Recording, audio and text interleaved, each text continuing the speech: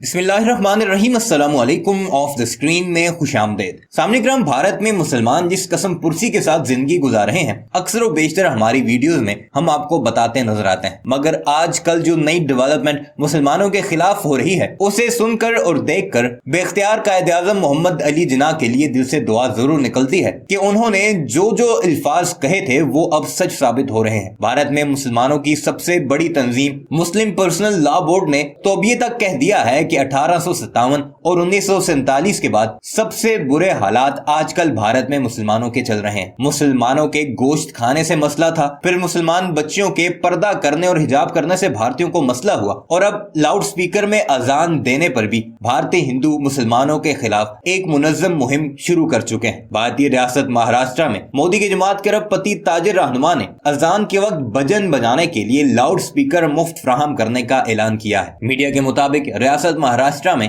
नरेंद्र मोदी की भारतीय जनता पार्टी के रहनुमा मोहित कंबोज ने पेशकश की है कि जिसे भी अवामी मकामात पर भजन बजाने के लिए लाउड स्पीकर चाहिए वो हमसे मुफ्त ले सकता है। तमाम हिंदुओं की एक ही आवाज होना चाहिए, जय श्री राम, हर हर महादेव। बीजेपी रहनुमा ने मुकामी हिंदुओं को इस बात पर भी उकसाया कि लाउड स्पीकर पर भजन उस वक्त बजाए जाएं जब अजान का वक्त हो, जिसके लिए हर चौराहे पर लाउड स्पीकर नस्ब करने की हिदायत भी की गई है। यानी मस्जिद के सामने जब जब अजान की आवाज गूंजे, उसके साथ ही ऊंची आवाज में उन बड़े लाउड स्पीकर पर भजन की आवाज जिनमें हिंदुओं के मजहबी नारे हैं उन्हें बजाया जाए। कबल अजीम बीजेपी और राज ठाकरे की जमात महाराष्ट्र नवनिर्माण सेना ने मसाजिद से अजान के लिए लाउड स्पीकर के इस्तेमाल पर पाबंदी लगाने का मुतालबा किया था, और मुंबई में एक रैली में राज ठाकरे ने लाउड स्पीकर पर हनुमान चालीसा बजाया भी था। भारत में लाउड स्पीकर अजान के खिलाफ मुहिम शिवसेना के बानी बाल ठाकरे ने चलाई थी। ताहम 2019 में हुकूमती इत्तेहाद में शामिल होने के बाद उन्होंने सख्त गिर हिंदुत्व नजरियात को नर्म कर दिया था। ताहम पार्टी से अलग होने वाले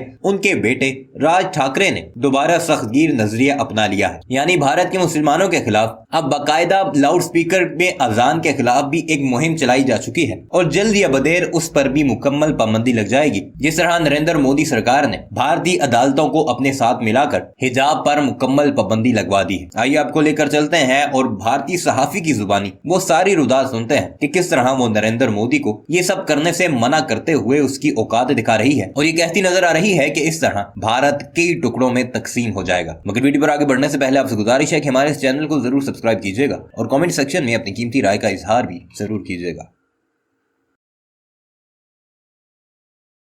मुस्लिम लड़कियों के हिजाब पहनने को लेकर फर्जी तकलीफ का सियासी तमाशा, मंदिर के पास मुस्लिम दुकानदारों को लेकर बवाल, हलाल गोश्त पर बैन लगाने की मांग, फिर नवरात्रि में गोश्त की दुकान बंद करने के सियासी तूफान के बाद अब नफरत के सियासी बाजारों में मस्जिदों पर लगे लाउड स्पीकर को लेकर नया खेल आया है।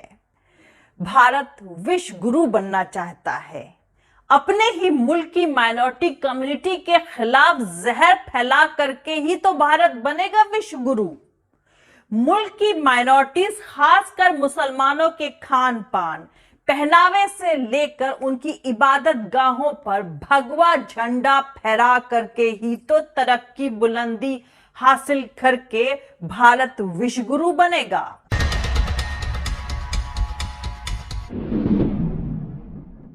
राजस्थान के करौली में मुसलमानों के खिलाफ बजने वाले गाने का वीडियो वायरल हो चुका है। जली हुई तमाम दुकानों के वीडियो भी भारत ने देख लिए हैं।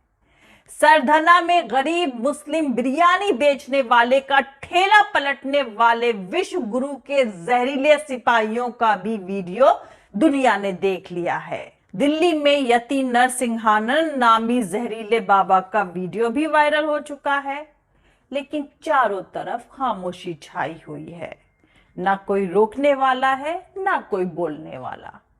भारत काफी तेज रफ्तार से विश्व गुरु बनने की तरफ बढ़ रहा है, और इसी बीच पुजारी बाबा नसीहत कर रहे हैं कि अगर एक बार भारत का प्रधानमंत्री मुसलमान बना तो अगले 20 सालों में तुम में से 50% लोग अपना धर्म बदल देंगे, 40% हिंदुओं का कत्ल हो जाएगा, 10% हिंदू अपनी बहन बेटी मुसलमानों को देखकर या तो रेफ्यूजी कैंपों में रहेंगे या विदेशों में रहेंगे।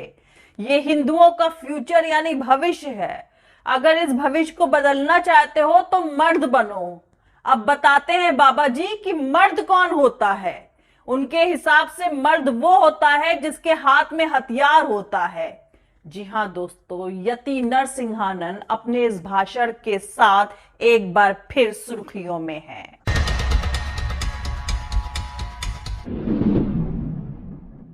दिल्ली के बुराड़ी में यति नरसिंहानन मंच से खुलेआम हिंदुओं को ज्यादा बच्चे पैदा करने और हथियार उठाने की अपील कर रहे थे, वो भी तब जब वहां बड़ी तादाद में दिल्ली पुलिस मौजूद थी और इस हिंदू महापंचायत प्रोग्राम को ऑर्गेनाइज करने की इजाजत भी नहीं मिली हुई थी। भड़काऊ बयानों और मुसलमानों के खिलाफ जहर उगल उगल कर अक्सर चर्चा में रहने वाले यति नरसिंहानन सरस्वती ने दिल्ली में ऑर्गेनाइज हिंदू महापंचायत में एक बार फिर अपना नफरती जहर उगला है, जिसके बाद सोशल मीडिया पर उनका वीडियो वायरल भी हो गया है।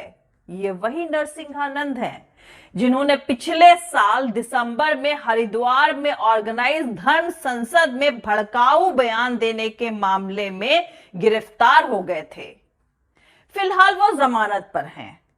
खैर, भड़काऊ बयान मामले में दिल्ली पुलिस ने अब तक कोई गिरफ्तारी नहीं करी है। नरसिंहानंद हरिद्वार में अपने भड़काऊ बयान के मामले में जमानत पर बाहर हैं और अब भी वो वही सब कुछ कर रहे हैं जिसके लिए उन्हें जेल जाना पड़ा था। जमानत देते वक्त कोर्ट ने उनके इस तरह के प्रोग्राम में दोबारा ना शामिल होने की शर्त रखी थी।